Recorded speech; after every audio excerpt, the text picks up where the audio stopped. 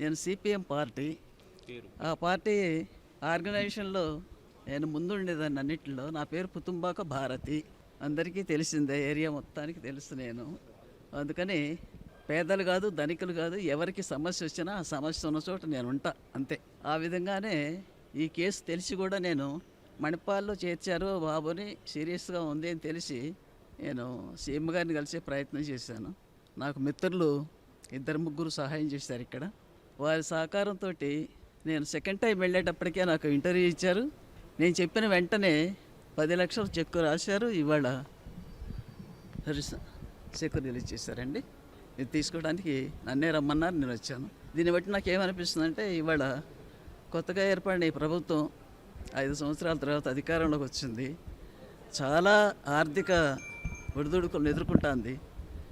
ఆ పరిస్థితుల్లో కూడా, ఇబ్బందుల్లో కూడా మానవత్వాన్ని నిరూపించుకున్నారు ముఖ్యమంత్రి గారు అని చెప్పేసి నేను చెప్పదలుచుకున్నా. ఈ సందర్భంలో 10 లక్షలు రాసి నేను అడిగిన వెంటనే ఆయన మళ్ళీ ఇంకొక ఆలోచన లేకుండా వెంటనే రాసి చెక్కు తీసుకెళ్ళండి అని నిన్న ఫోన్ చేశారు. అందుకని ఈరోజు వచ్చాను నేను. వారు స్పందించడానికి నాతో ఉన్నటువంటి మిత్రులు వాళ్ళు కూడా నాతో పాటుగా చాలా కృషి చేశారు. కౌలు రైతు కుటుంబం, వెంకటేశ్వరరావు ఆయన పేరు.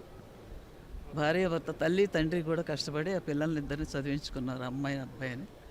వాళ్ళలో అబ్బాయి మళ్ళీ పునర్జన్మే. ఈ పునర్జన్మ చంద్రబాబు నాయుడు గారు ఇచ్చినట్టే నేను చెప్పదలుచుకున్నా. దాంట్లో మినహాయింపు ఏం లేదు.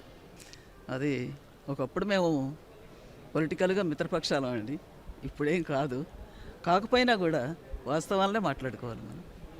అందుకని ఈ సందర్భంగా ఆయన మానవత్వాన్ని నిరూపించుకున్నందుకు చాలా చాలా కృతజ్ఞతలు.